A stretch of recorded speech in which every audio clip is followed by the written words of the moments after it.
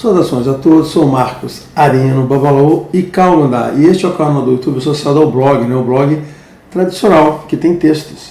www.urumilá-fa.com.br. Se você gosta de ler, vá no blog, ou então fique aqui nesse canal para você ouvir aqui esses meus comentários e opiniões sobre os diversos assuntos, não com tanta profundidade como tem no blog. Muito bem, então, nesse vídeo aqui, se você quiser ficar até o final, eu vou fazer um daqueles vídeos importantes do canal. Eu vou até abrir uma playlist nesse canal, que inclusive eu até parei aqui para lembrar que eu sempre digo para vocês, olha, existem lá no YouTube, tem muitas playlists, tá, que eu criei que eu agrupo os vídeos por assunto. Então se você dá uma olhada nas playlists para ver se aquele assunto te interessa, ali estão mais ou menos todos os vídeos que eu falo sobre aquele assunto. Está mais ou menos organizado assim, eu espero não ter excluído, mas sempre quando eu boto um vídeo eu classifico ele dentro de uma parte lá. Então é uma forma de você encontrar. Esse aqui eu vou abrir uma playlist de vídeos que eu considero vídeos importantes, que tem muita informação. E é o caso desse vídeo. Então se você ficar até o final, eu vou aqui dar a minha opinião, vou dar explicações, análises e opiniões sobre a questão de de feitura versus iniciação, porque existe uma abordagem diferente. No candomblé a gente faz feitura e apareceram outros cultos estrangeiros aí que trouxeram a novidade de fazer iniciações, aí fazem várias iniciações, dezenas de iniciações, você faz iniciação para tudo, Inclusive os cubanos trouxeram isso, os africanos trouxeram isso, e aqui no candomblé isso não existia e continua não existindo, E às vezes as pessoas podem perguntar, porra, mas qual a diferença? Então quem está certo, quem está errado? Não sei se vocês têm essa dúvida, mas vocês deveriam ter, Por que o candomblé não sai distribuindo iniciações, e distribuindo ibá, vendendo ibá de orixá para todo mundo, O candomblé não fazia isso. Eu não sei se hoje, no candomblé pirata, que pode ter muito candomblé pirata, por aí alguém está fazendo isso, mas não deveria estar pelos motivos que eu vou explicar aqui. Então, isso é um vídeo longo, denso, presta atenção em tudo, volte, veja mais uma vez, porque vai ter muita informação aqui para vocês, tá bom? Então, quem quiser ficar, fique aí, senão procure um outro vídeo que te interessa aí nas playlists ou nas últimas lançadas. Hein? Vamos lá, vou tentar fazer, aqui eu tenho um resuminho, vou fazer da forma mais estruturada e organizada possível para ter menos confusão, Mas eu queria, antes de iniciar, dizer que esse aqui não é um vídeo sobre candomblé, especificamente. Ele aborda uma questão que tem no candomblé, que é a questão da feitura versus a iniciação que tem nos outros cultos, Mas isso não caracteriza aqui um vídeo que eu vou estar falando de candomblé, vou estar falando da religião e em algum aspecto também no final vou comentar sobre Ifá também.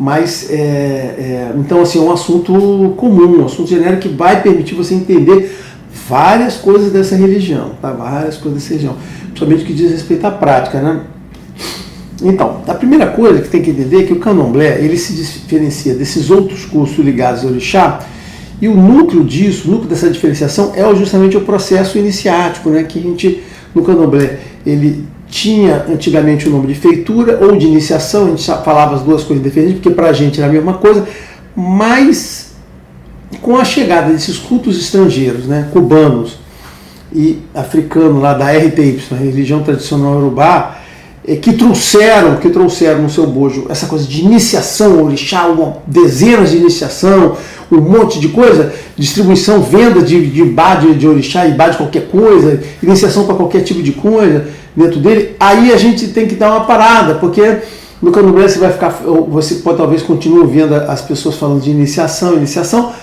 mas no candomblé isso é totalmente diferente. No culto de orixá, é totalmente diferente nosso. A iniciação nossa é feitura e não tem nada a ver com o que essas pessoas fazem. É isso que eu vou estar explicando aqui. Lembrando a vocês, uma explicação que eu vou gastar 30 segundos aqui, que nós estamos tratando de uma mesma religião. Essa religião tem culto diferente. O culto de orixá é esse culto que nós estamos falando aqui, que é o culto, como eu já fiz outros vídeos que eu falo sobre isso.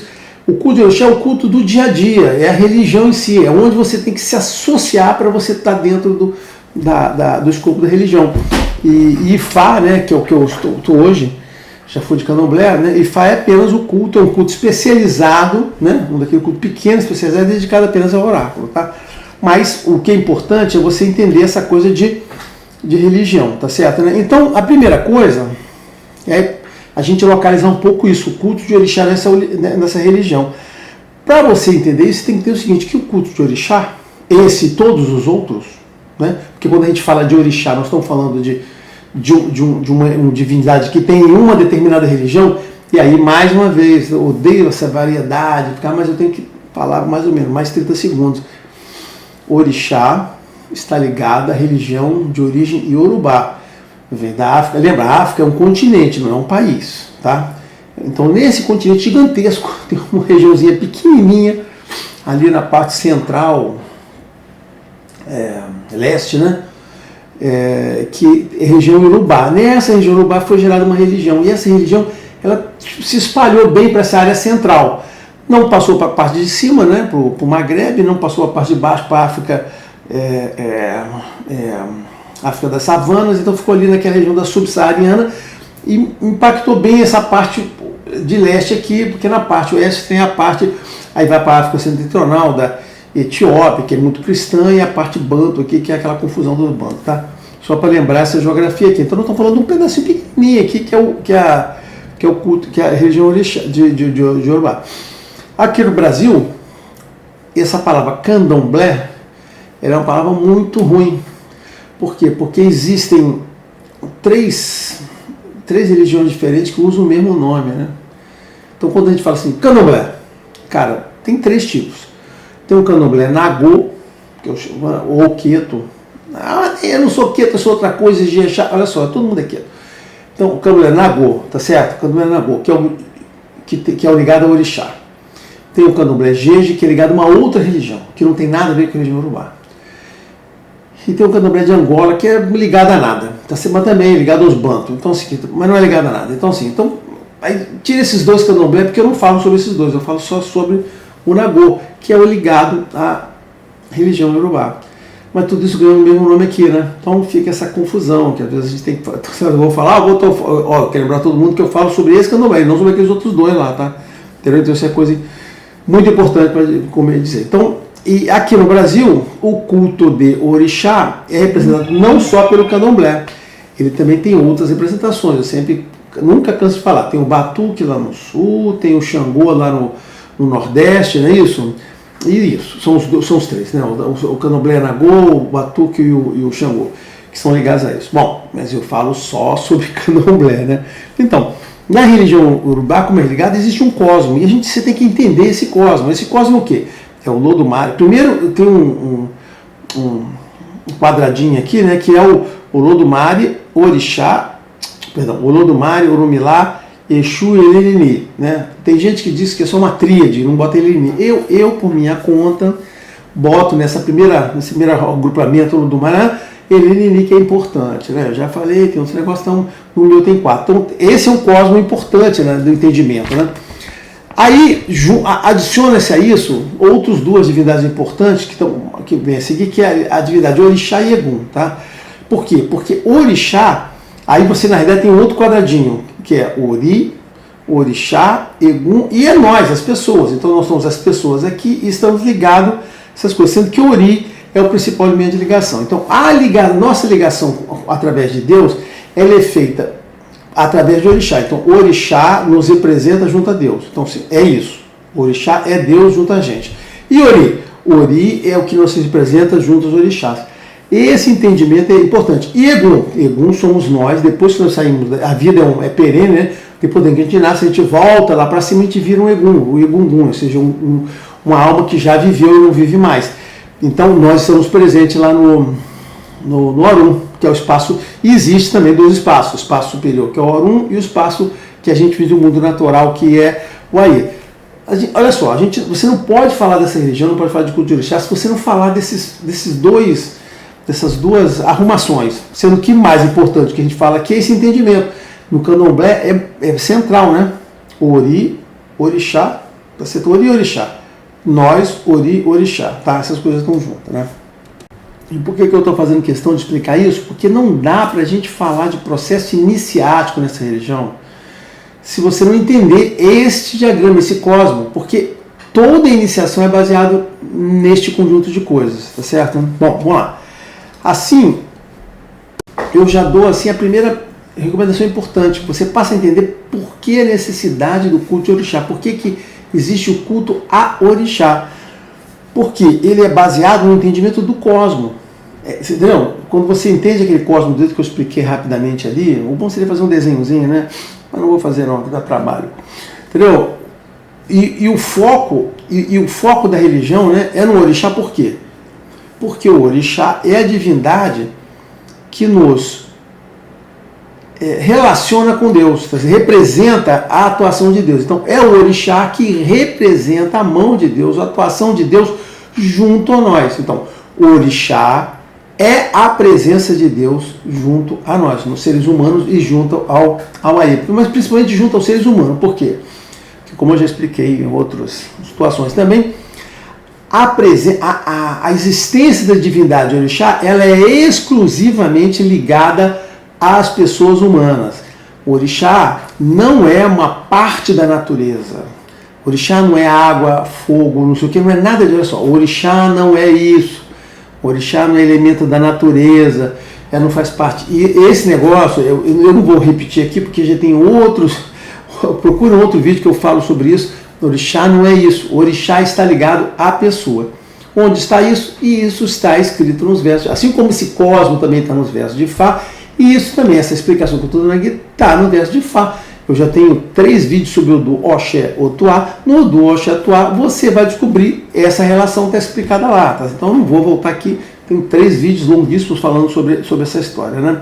Então, aí que é importante. Então você entende por que o culto, existe o culto de orixá? É por causa disso, porque o culto de orixá o culto de cultuar orixá é a mesma coisa que você cultuar Deus. Ou seja, por quê? Porque o nosso entendimento é de um Deus supremo, um Deus superior, um Deus que criou todo o universo e tudo.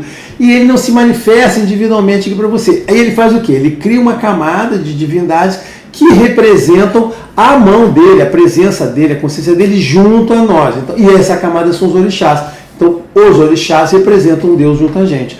Então, por isso que o culto de orixá é o culto básico dessa religião.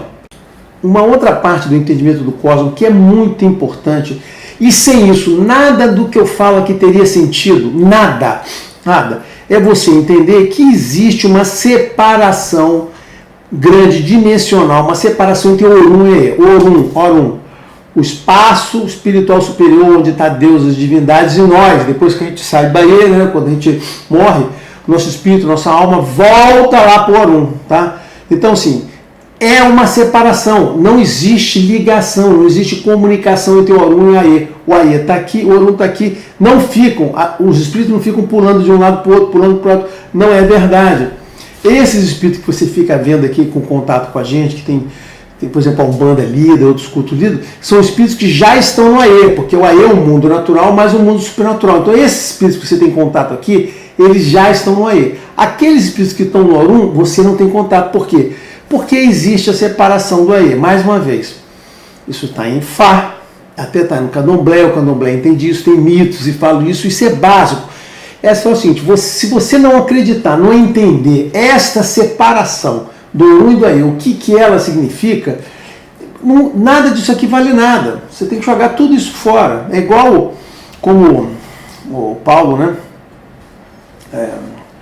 Como o apóstolo Paulo falou, que se as pessoas não acreditassem na ressurreição, né, de Jesus, você podia jogar a fé deles, todos jogar fora. Era verdade, naquela época lá dos apóstolos, ele colocou isso. Tá? Tem um dos textos, uma das cartas dele, ao Romanos, não sei se foi essa aí, né? Que ele fala isso, olha, se a gente não começar acreditando que Jesus ressuscitou, joga toda a fé fora, porque a base deles é essa ressurreição. As pessoas colocam que isso é muito importante. Então, eu não diria que é tão importante assim, mas a base nossa é entender que existe uma separação do Aê. Se não entendermos que existe uma separação do Aê, basicamente tudo que eu falar aqui, cara, você pode jogar fora, amassar e jogar fora, tá certo, né? Então, por quê? Porque essa religião, esse culto de orixá, o culto só tem a religião em si, né, em toda, e o culto de orixá só tem sentido porque existe essa separação. Se tudo fosse chegado, seria totalmente diferente, né? Não seria como eu estou explicando aqui. Que a pedra fundamental dessa religião, né, dos ritos, da liturgia, do cosmos, é a separação Orum-Aê.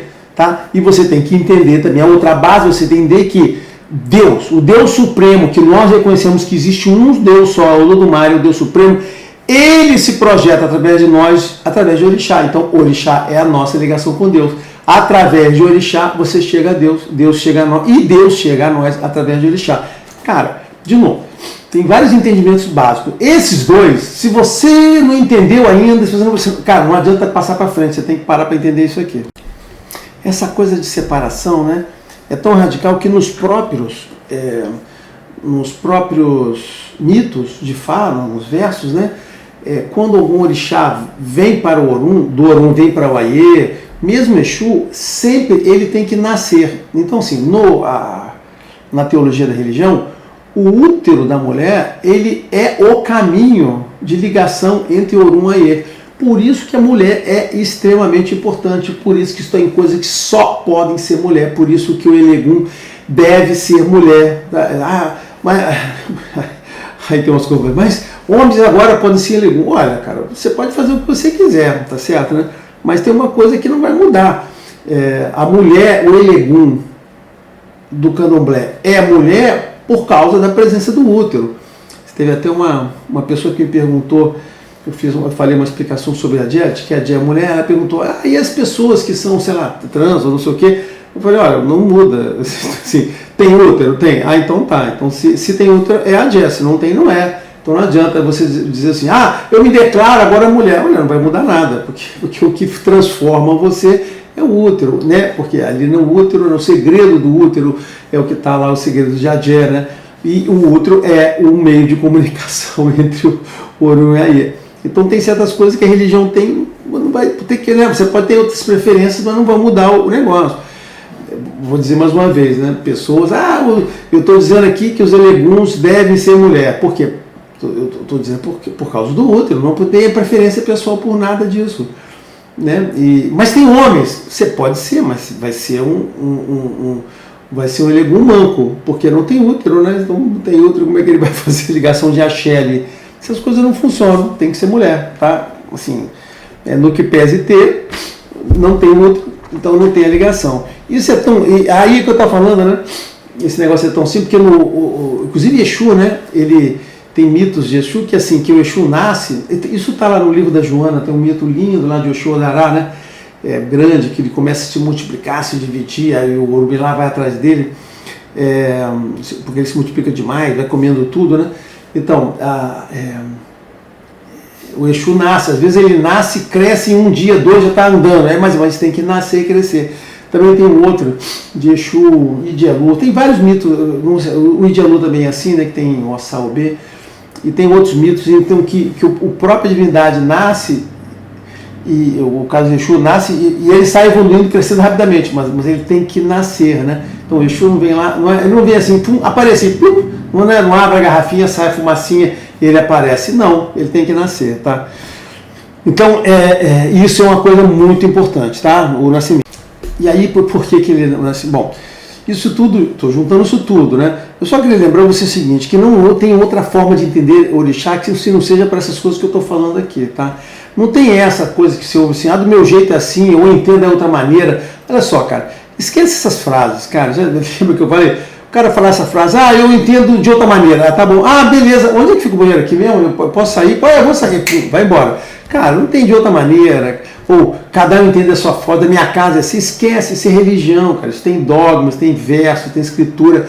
Tudo aqui está muito bem documentado. O que eu estou falando é o que está nas escrituras, né? Não tem certo, né? Aqui tem o certo e o errado. É assim que funciona esse negócio. Então, o entendimento de orixá passa por isso. E aí você entende, né? A gente começa a avançar aqui no entendimento de por que tem esse processo de iniciático de feitura. Né? Por que existe a feitura sobre qual eu vou falar agora? Agora eu vou falar longamente sobre a feitura aqui, né? Algumas coisas importantes. Por quê? Porque você tem justamente que preparar, quando houve a separação, está lá no mito, isso está, de novo, não estou inventando, está no mito. Houve a separação para que o orixá pudesse, eles se separaram, mas para que o orixá pudesse se apresentar e influenciar o Aie, ele precisava ter um Elegum, a pessoa que recebia ele. Então o orixá, ele está no Orum, aí ele é transportado através do Elegum, e no Elegum ele vai se manifestar e vai ficar aqui. Então é importante a presença. Então você tinha a base da religião é que você tem que preparar pessoas, os Eleguns, né, que vão ser aquelas pessoas que vão incorporar e permitir a presença do orixá, fazendo essa ponte Orun-Aie. O Elegum é este elemento que faz isso aí. Então, o processo de feitura e iniciático do candomblé é muito básico, porque você, sem isso, você não tem a presença do orixá no mundo. Eles têm que se manifestar através disso aí. E é através disso que o orixá distribui o axé dele, faz a atuação dele. É necessário isso aí. Então não é uma coisa, é uma decoração, não.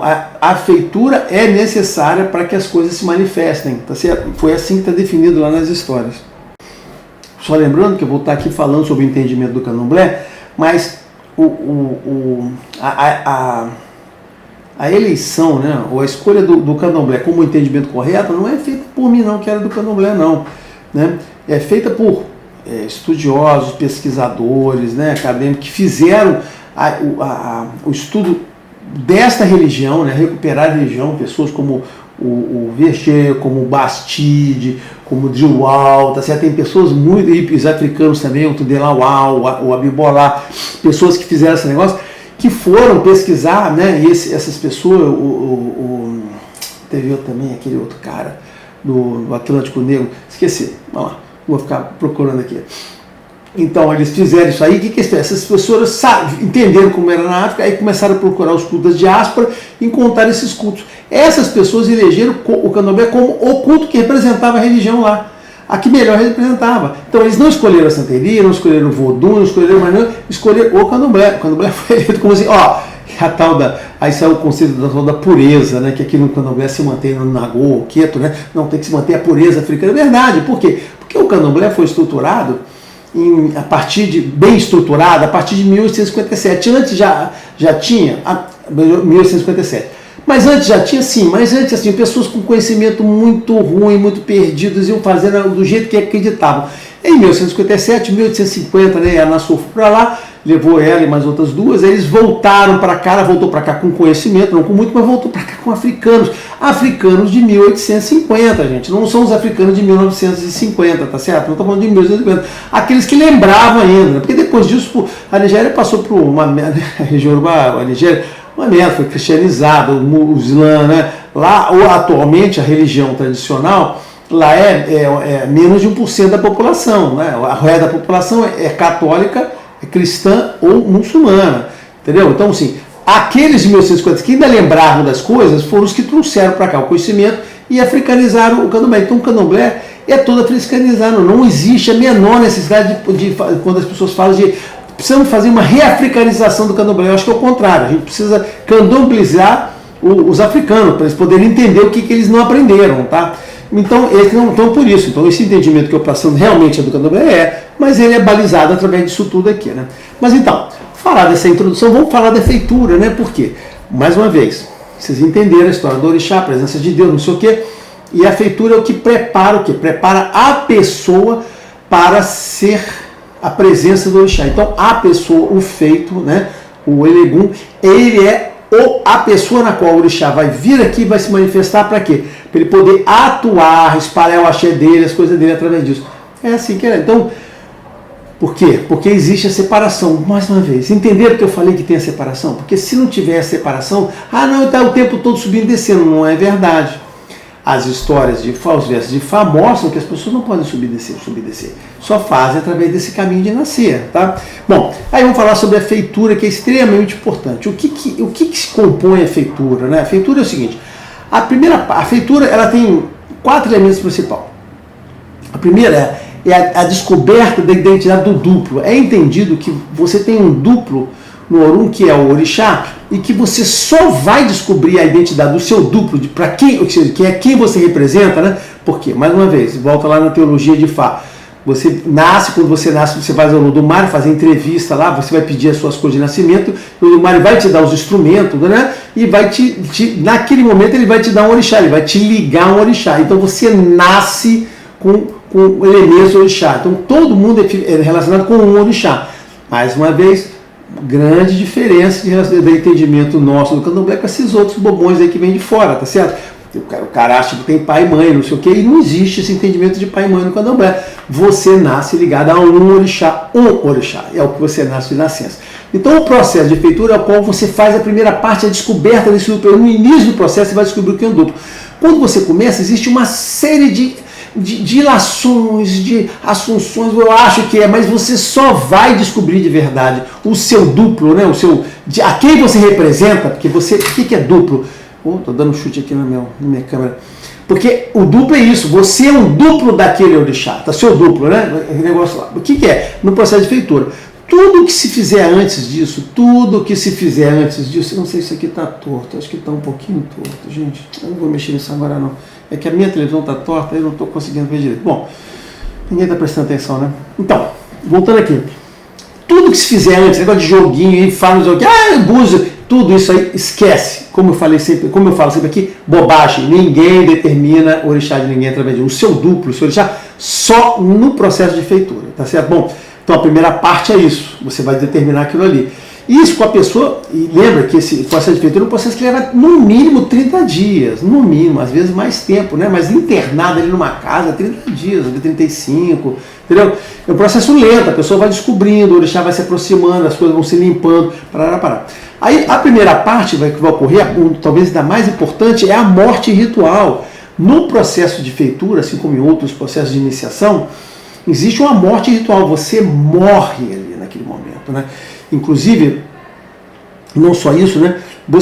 Existe uma morte literal, né? É feita uma substituição, um animal morre no seu lugar representando você. Naquela hora, você que existe hoje morreu, a morte levou, só que levou a morte através da morte do negócio. Aí você sobra, é uma encenação que você sobra lá, né? O que você faz? Logo a seguir você renasce, e você renasce uma outra pessoa, que não é mais aquela pessoa que foi lá. Tá certo? Você vai assumir uma nova identidade, que é aquela pessoa que está surgindo naquele processo lá. Então tem o renascimento, que é a última parte, tem a construção dessa nova identidade, que é feita lá nesse período de 30 dias, e o renascimento, que é o final, você renasce como outra pessoa. Inclusive, troca-se o nome, né? Uma das partes importantes que as pessoas acham que não tem significado, a pessoa passa a ser chamada de outra coisa. Você ganha um nome ritual, o Xunqueci, você vai levar um nome lá e às vezes o seu próprio nome você já é chamado de uma maneira. Eu sou fulano de Oxalá. Entendeu? Você troca o nome. Por quê? Porque é importante você trocar o nome, não ser chamado pelo seu nome original. Porque lembra, você enganou a morte. Então a morte não deve lhe localizar mais. Então essa coisa do nome, de você não ser identificado mais pelo seu nome anterior, é muito importante. Você fez um processo de enganar a morte para você adquirir vida longa, aiku, como a gente fala no Ifá, né? E nesse processo, a casa é a mulher prenha. Então, assim, a casa de candomblé, o terreiro, é a casa prenha. Esse é um outro elemento importante. O candomblé não existe sem um terreiro, não existe uma casa preparada, adequadamente preparada, porque a casa é a mulher prenha. E o roncó, que é onde é o quarto que recebe as pessoas, é o útero. Então ali é uma simulação. A casa e o roncó recriam o útero da mulher para poder ter lá. Então você vai nascer de dentro desses elementos, tá certo, né? Então, no processo de feitura, os elementos materiais que representam o duplo são colocados ali, inseridos lá, são sacaligados, sacrificados, destruídos, tem várias coisas lá. E o coração disso é o tal do ebó de feitura, que faz com que aquele duplo se manifeste da forma correta. E isso é uma coisa importante que os outros, né, que os cubanos não têm, nem os africanos têm. O tal do ebó de feitura, os caras botam lá, porque eles fazem uma coisinha, botam uns elementozinhos, botam umas imagenzinhas, blá, blá, blá. Ah, tá aqui, tá pronto esse orixá. Não é verdade, eles não entendem isso, eles não entendem que é orixá. O processo é lento, o ibá, montar o ibá é um detalhe, uma decoração, mas o que enche aquele ibá de energia é o processo litúrgico, o processo secreto que acontece lá, que é o ebó de feitura, que é o que materializa lá. E para cada tipo de orixá, para qual qualidade, tem uma forma diferente. Para aquela pessoa, às vezes estão em variações, e é aquele troço que é. Então, quando você faz orixá e faz qualidade, é porque aquilo ali, aquele processo litúrgico ali, é o que caracteriza. Não é o fato de você botar uma imagenzinha ou outra, um ferrinho, não sei o quê. Aquela decoração não faz a menor diferença, entendeu? Assim, o que importa é esse processo que tem lá, né? E é importante que a pessoa que vai fazer a feitura, o noviço, ele tem que optar por tudo, né? Pelo sacrifício de tempo, de jeito. Ou seja, existe um processo no qual você está se autorizando, você está se dando para aquilo. Então, todo esse processo de trabalho, não sei o que, dedicação, faz parte disso, processo de entrega, né? E como eu falei, a morte ritual é feita com um terceiro, né? Existe um terceiro que substitui você lá. Então, esses são os elementos importantes no processo de feitura que às vezes você não pode saber. Por quê? Porque você troca a vida. Você trocou, ou seja, você deixa uma vida anterior e você ganha uma vida nova. Isto é um básico. Inclusive, isso faz com que você anule a sua existência anterior. Eu vou te falar, essas coisas são muito importantes, né? A morte leva, simbolicamente, leva a pessoa anterior e você nasce uma outra pessoa. Isso faz com que o processo de feitura seja recomendado para várias pessoas por várias finalidades, não só para ter orixá. Tem pessoas que estão com doenças graves, severas, não sei o quê, que fazem o processo de feitura para que possam ter vida longa, possam sobreviver. E o que mais se tem em casa do candomblé é gente com doenças graves, severas, não sei o quê, crônicas, que só viveram porque fizeram aquilo ali e afastaram a morte e conseguiram trocar a data da vida lá. Então prolongue-se a vida, né, trocando-se a data, isso é uma coisa importante. Então, mas o mais importante é que você troca a sua existência anterior por uma nova existência, tá? Né? Enganando a morte. Então a feitura, no final das contas, é um rito de morte e renascimento, entendeu? E a feitura ela só termina quando você morre com o carrego do legume que vai tirar aquilo e vai se desfazer a feitura. A última parte é assim, só quando se desfaz que você faz ali. Mas eu vou falar um pouquinho mais à frente, né? Agora, o que é importante disso aí, que você entender? Como você está renascendo, você cria uma nova família, tá certo? Uma nova família, olha a coisa importante. Você vai criar uma nova família ligada àquele terreiro, aquelas pessoas que estão lá. E isso vira o que se chama de a família de santo. E é entendido que essa nova família de santo, ela passa a ser, inclusive, superior à sua família de sangue. Por quê? Porque você morreu, você nasceu de novo, então aquela nova família é superior a tudo. A sua família de sangue passa a ter uma prioridade menor. Ela era importante para aquela pessoa anterior, mas não para aquela pessoa que renasceu. E isso é muito importante, muito grave, muito sério. Por isso você tem que tomar muito cuidado com quem você envolve. Você envolve com pessoas de forma definitiva. Não tem essa coisa do ex-pai de santo, ex-mãe de santo. Cara, olha só, gente, não existe ex-mãe de santo. Tá? Eu lamento, se você entrou numa casa, fez uma feitura, lamento, tá? Lamento se alguém não te contou isso, tá? Você, né, basicamente, a sua mãe de sangue, ela perde um filho. Ó, o filho foi embora. Aqui é novo, e o filho pertence agora a Yalorixá, o Babalorixá que levantou você ali, tá? Então, assim, eu não sabia disso, passe a saber. Essa é a representação do que está lá fazendo. Ou seja, a grande pergunta é, você está disposto a isso? É isso que você quer? Porque, olha só, pessoas que se dispõem a fazer feitura no candomblé estão se dispondo a esse processo. Se ninguém te contou antes, alguém deveria ter te contado, tá? Então, como eu estava dizendo, a casa e o rancor são feitos como fosse o corpo e o útero para poder gerar isso, né? Bom, e aí? Aí que entra os elementos, ibás, todo mundo quando fala, não, eu tenho ibá de orixá, o ibá do orixá, então. O ibá do orixá é um elemento que liga pessoal, e existe uma forma muito, não sei se vocês sabem, né, mas é totalmente diferente a forma como, por exemplo, os santerios cubanos montam o ibá de orixá e o candomblé. O ibá de orixá do candomblé é feito pessoal, é aquela pessoa naquele ibá. O ibá de orixá de cubano e de africano, da RTI, isso é uma coisa qualquer que o cara monta lá. Bom, depois eu vou falar mais sobre esse negócio de iniciação. Né? E aí tem um detalhe. Por que esses ibás, então, tem uma explicação. Por que esses ibás ficam no roncon, eles ficam lá no terreiro? Por que você não pega aqueles ibás e você leva para sua casa? Porque o cubano entende isso dessa maneira, né? Você faz uma iniciação, ele te dá um ibá que ele monta de qualquer maneira, no qual você não participa da montagem do ibá, e no candomblé é diferente. O candomblé ali, cara, o candomblé é um negócio assim, o seu DNA está ali naquele ibá que é montado ali. Todos os ibás ficam com o seu DNA. Não tem como separar você daquele ibá. Existe uma ligação de 1 para 1 ali com aqueles ibá, né? Cubanos e africanos não, é uma coisinha qualquer que ele finge que te dá ali, né? Mas por que eles ficam no roncó? Porque eles ficam no útero, ele é um elemento de ligação, né? Se a casa é o terreiro, é a mulher e o útero, e a ligação do Orumaê é o útero, os ibás ficam no lugar onde essa ligação ocorre, eles são os elementos de ligação, por isso que os ibás ficam ali, e por isso que você tem que frequentar constantemente a casa, que você está ali ligado com essas duas coisas. Por isso que as pessoas não deixam você tirar. Por quê? Porque não tem sentido você fazer aquilo tudo e você levar para sua casa, se sua casa não for preparada para receber dessa maneira. Porque para você receber os ibanos na sua casa, você tem que reconstruir essa questão do corpo feminino, aquele negócio todo. Ou seja, você tem que reconstruir essa mesma estrutura, tem que fazer na sua casa, tá?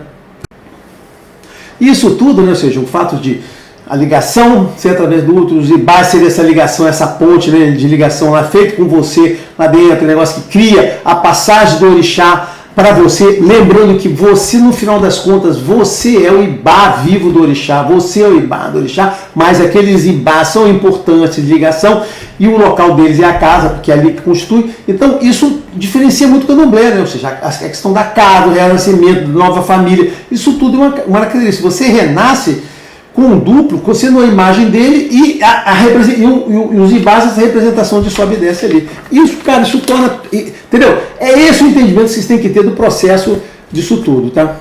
Então, assim, sem querer me repetir, essa questão do duplo, você silencia a casa, o casa-terreiro, o útero, essa ligação aos ibás, ou seja, tudo isso existe com um motivo. Você constitui aí essa ligação, tá certo? Então, assim, isso é para vocês entenderem por que o processo de feitura foi feito, porque é feito naquela casa, porque aquela casa é construída, porque aquela casa é preparada e porque os ibás estão ali naquele dentro e não saem da sua casa porque está tudo composto. Não, então, esse conjunto ali e o fato de você estar ligado a um orixá, tá certo? Agora eu vou entrar no questão de por que não tem sentido a iniciação, tá certo? Então, assim, para você entender isso, você tem que entender aquela parte que eu falei de ori e de orixá. Olha só, uma das coisas que tem no candomblé, que os outros não têm, nem os cubanos têm, nem os africanos têm, é o entendimento do ori.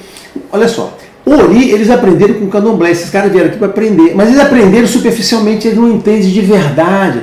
Por quê? Porque nunca fez parte da teologia deles a questão do ori. E quando você não tem ori, por você não ter ori como parte disso, é que aparecem essas coisas de iniciação. Né? Por quê? Porque no sentido do candomblé, como assim, você se liga a seu ori, que é a sua ligação com o Orum, e é o seu ori que se conecta aos orixás. Então, assim, é o ori que se conecta ao orixá e traz o orixá para você.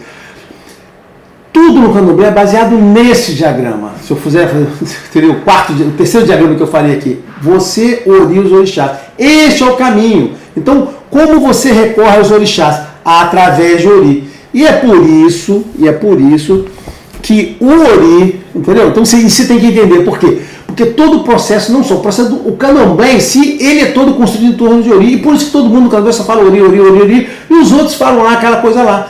Mais uma vez, esse pessoal achou muito legalzinho essa coisa de ori, copiou, mas eles copiaram a parte comercial. Eles não entenderam, porque isso nunca fez parte da liturgia deles, tá certo? Né? Porque eu vou falar, o ori, o bori e o ibaori são a pedra fundamental do candomblé, tá certo? Né? É assim, é o bori e o ibaori, que é montado a partir disso, que introduzem a pessoa no candomblé, que cria um ambianato.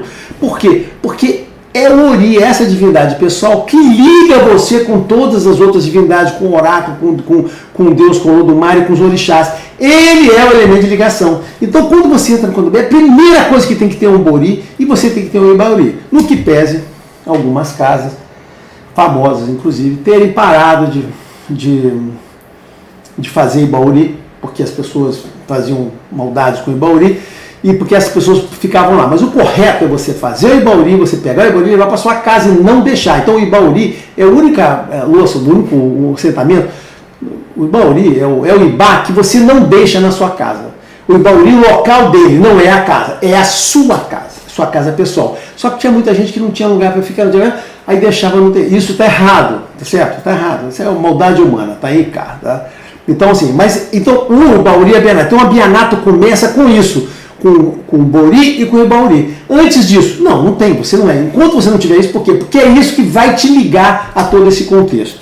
Mas é importante entender que bori não gera filiação. Ou seja, o fato de você ter feito bori com a pessoa, você não vira filho daquela casa. Não, por quê? Porque você leva o bori com você. O bori é uma coisa pessoal. É você se ligando à sua divindade pessoal no ori e essa divindade pessoal no ori te ligando com os orixás. Entendeu? Então, isso é seu e não gera. Você pode fazer em qualquer outro lugar, você leva isso com você. O O bori é a cerimônia iniciática de batismo, como tem nos católicos. É o que gera a centelha iniciática. A partir de estou iniciado, estou ali dentro, tá? E dito isso, como sendo, vocês entenderem, por exemplo, se você não entender o que é ori, fica, eu espero ter entendido por essas poucas palavras, eu tenho um vídeo que eu falo sobre ori aqui, né? Então assim, é ori que liga você com o orixá. Então assim, tá certo? Essa frase é importante. Assim, não existe sentido em falar em iniciações para o orixá. Por quê? Porque você só está ligado a um orixá e você nasce com aquele orixá. A feitura é o que vai te fazer ser um espelho, ser um duplo dele no aí para trabalhar. Mas enquanto você não faz isso, você está ligado a seu ori. E é seu ori que vai disparar as suas necessidades, as suas demandas para os demais orixás. Não existe neste modelo do candomblé nenhum sentido em você se iniciar para outros orixás. Por quê? Porque é o ori que o conecta com os outros orixás. Essa conexão é natural. É você, através do ori, com a sua necessidade, vai orixá. E mais ainda, é você, seu ori e o oráculo. É o oráculo ali, seja de Fá ou seja de Búzios, que vão mobilizar qualquer orixá para lhe ajudar. E você não precisa ser iniciado para isso, você não precisa para isso, porque você recorre ao seu ori ou ao seu orixá, se você já souber quem é. Assim, só fala de iniciação quem não tem ori ou quem não entende o que é. Quem não tem ori, o culto que não tem ori, que é capenga, tá certo? Quem não tem ori, ele vai ficar falando de iniciação. É por isso que os caras da santeria, da RTY, ficam fazendo iniciação. Ah, vou ter que te iniciar em algum, tem que iniciar, porque eles acham que através daquela iniciação que você vai poder recorrer àquele orixá. Mas isso é falso, não está na teologia, não é isso que está na teologia, não é através de falar. É seu ori que vai, é seu ori e o oráculo que vai mobilizar qualquer orixá, qualquer necessidade para você. Não é o fato de você ter feito com alguma iniciação. A iniciação é um processo de ignorância ou apenas um processo comercial, só isso. O ciclo então, no candomblé, começa com o bori, vai para a feitura de alguma maneira e termina com a morte. Por quê? Na morte, né, no carrego lá no Iqueçu, eu lembro o nome certo lá, ele desfaz a feitura e corta esses laços, como eu já falei antigamente. Por quê? Porque quando você corta esses laços todos que você gerou naquele duplo, você evita a geração de fantasmas, pessoas que ficam perdidas porque ainda estão ligadas com coisas terrenas. Então, é importante, esse processo, não dá para falar de iniciação e feitura sem morte, isso está conectado, né? Bori, feitura, morte, bori, feitura. E, assim, termina na morte. A morte é a sua última liturgia que você pegar e vai fazer. Aí avançando, os elementos básicos que o Iaora, o iniciado, o feito no candomblé, eles têm que ter três coisas só. Ele tem que ter o Ibauri dele, ele tem que ter o Ibá do orixá dele, e ele tem que ter o Exu Bará, ou Exu Bara. Bará não. Exu Bara, porque Bará é o pessoal do sul que faz, o pessoal do Batuque. Ele tem que ter o Exu Bara, por quê? Porque Exu Bara é o elemento de ação que está ligada àquele orixá. O Bara é um Exu colado com o orixá. Inclusive, assim, o Exu Bara, no candomblé, ele tem todos os eós, todas as produções do orixá, é como se fosse um orixá em forma de Exu. Por que é importante? Porque é o elemento de ação, é aquilo que te dá essa ligação. Então, você só precisa ter essas três coisas, são três coisas orgânicas que você tem lá para o negócio. Então, são os três únicos elementos.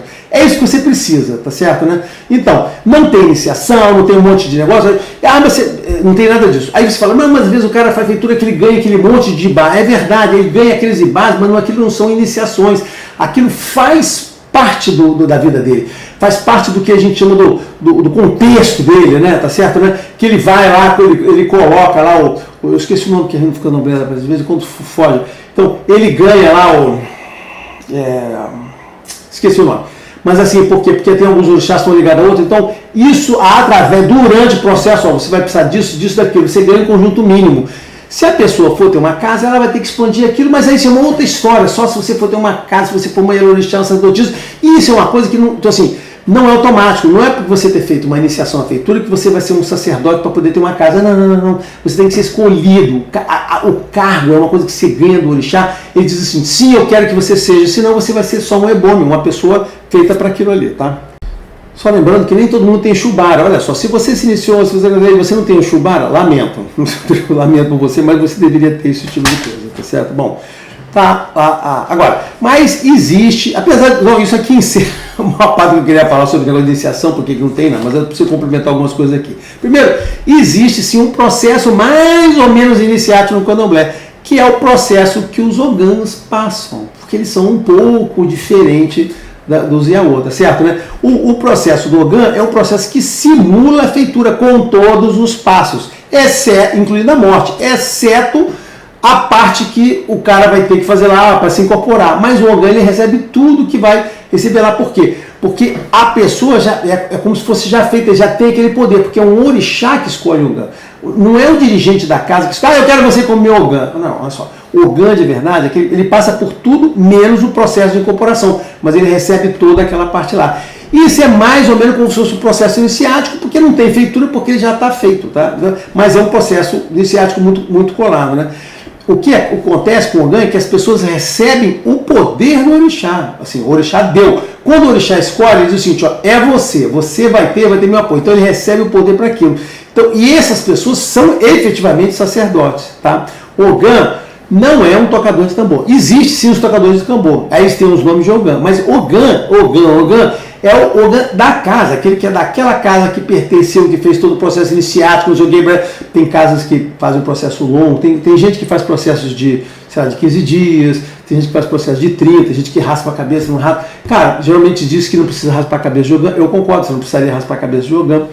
Não é necessário, mas enfim, cada casa tem os seus hábitos, faz se quiser, né? Cabelo é uma coisa que cresce de um dia para o outro, ainda mais em homem, né?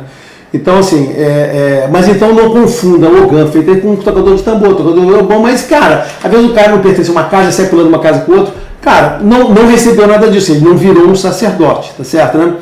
E é por isso que tem muito Ogã que acha que pode ter casa. Eu já vi isso, os Ogãs acham que eu posso ter casa. Por quê? Porque no final das contas ele recebeu tudo, ele recebeu o suporte do orixá, ele vira um sacerdote com tanto poder como os outros sacerdotes completos. E às vezes o cara que não sobra na cabeça dele acha que pode ter uma casa, o que não é adequado. O Ogã é um sacerdote, mas não é um sacerdote para ter uma casa, né? A outra coisa, que isso é uma coisa que os cubanos não entendem. Por que tem Ogã? Você não entende, o cubano não entende, nem o africano entende, eles não entendem nada desse negócio, tá certo? Porque o Ogã é necessário, você não tem como ter uma casa, né? Ter a prática do culto de orixá sem o Ogã.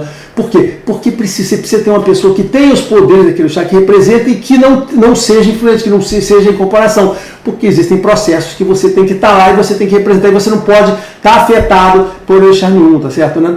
E eles não vão entender porque eles não entendem nada, tá certo? Não vão continuar entendendo, não vão entender nada. E por que eles não entendem nada? Eu não estou aqui, gente, não estou aqui ofendendo ninguém, estou falando de realidades, verdades.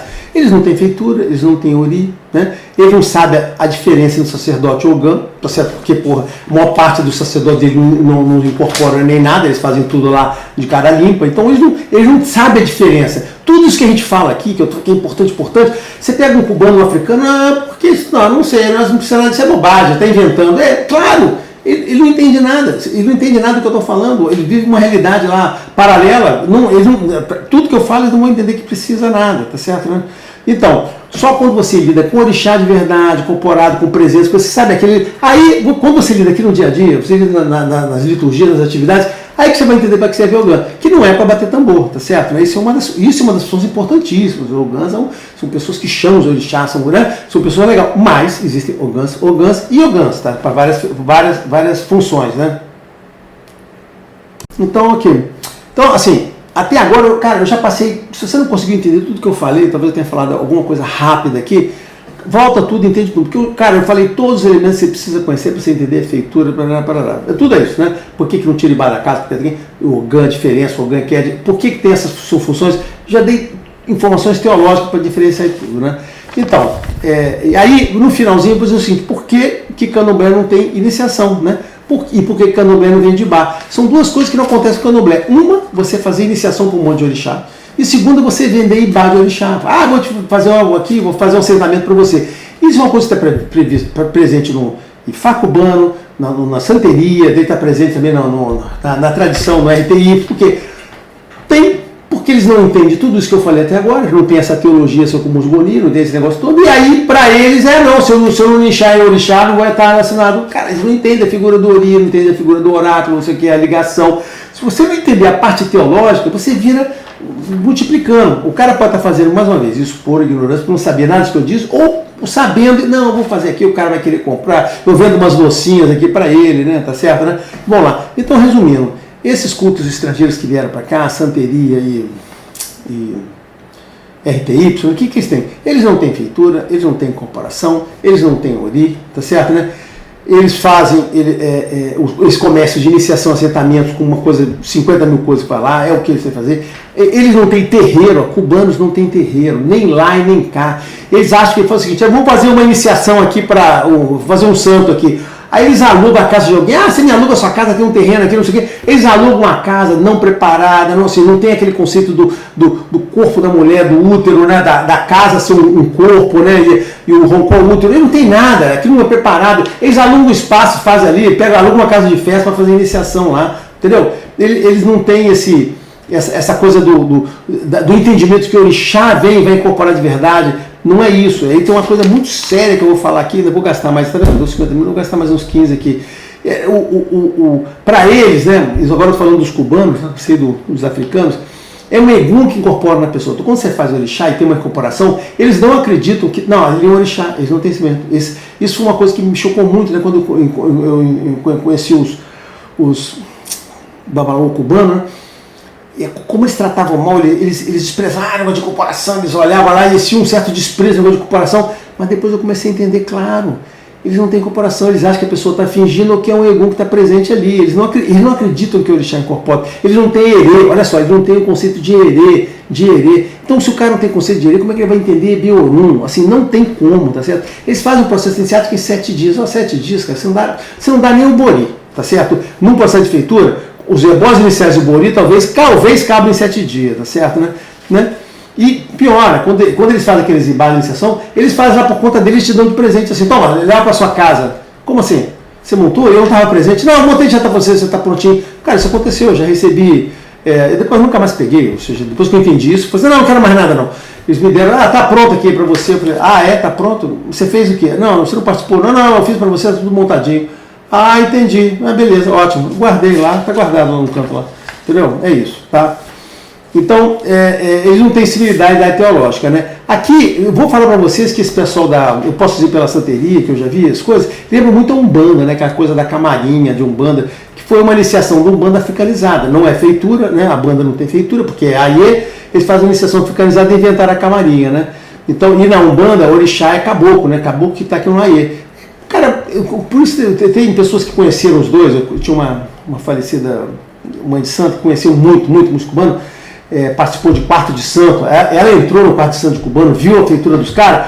Então ela falou assim: olha só, Marcos, isso aí é uma Umbanda, tá? Assim, não tem nada a ver com a gente. Parece, vai ter um ponto. Eles até têm boa intenção, mas, cara, na metade do caminho eles se perdem e tal, não sei o quê.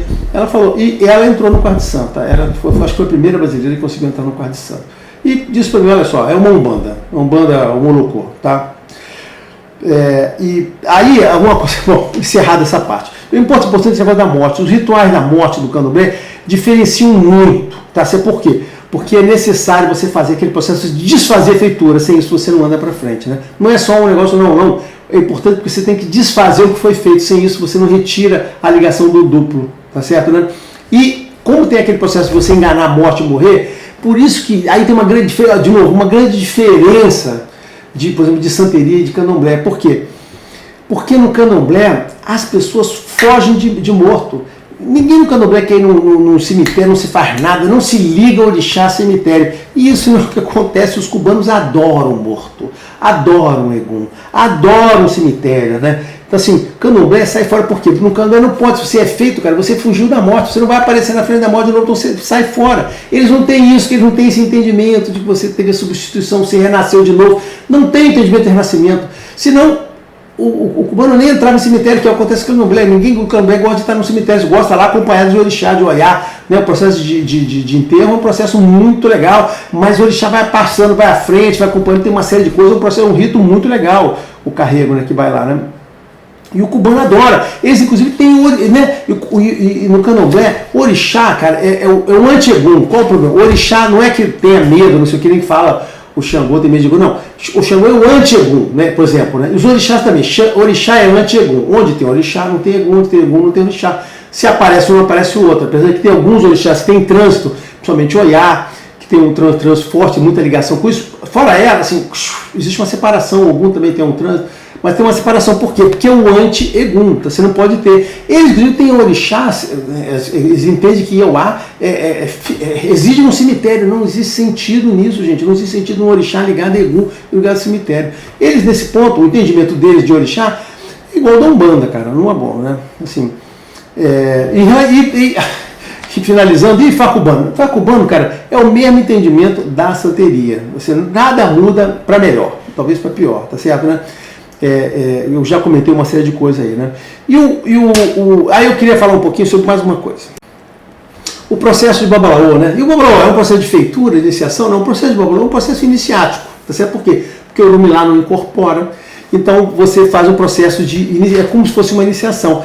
É muito similar a um Ogã, mas mais simplificado, tá certo? É um processo simplificado, bem simplificado. Por quê? Porque não tem incorporação de Orumilá, né? Tá certo? E o próprio processo de você se chegar com o espírito de Elá é um processo posterior, depois que você faz tudo aquilo ali, que as opções vai lá. Na verdade, o processo iniciático é quando você entra nessa guilda, né, dos Babalaô, e aí na guilda do Babalaô você faz as opções lá, parará, são várias coisas simbólicas que você vai recebendo as coisas, mas você se aproxima de lá, né? Inclusive, eles têm cuidado, até uma coisa correta, né? Que no caso do Facubano, não sei como é que os africanos tratam disso, mas no caso do Cubano existe uma regra que você vai se Babalaô, você primeiro tem que fazer o santo, né? Que fazer o santo dele não existe, né? Eles não fazem santo em ninguém, eles fazem iniciação no santo. Mas você primeiro tem que fazer a parte de orixá, você tem que se ligar ao orixá, porque sem orixá não tem nada que funcione. Gente, sem orixá nada funciona aí. O próprio oráculo de Fá depende dos orixás aqui. Então você faz esse processo inicial de orixá para se aproximar daquele jeito deles lá, que ele faz a aproximação, aquele negócio todo.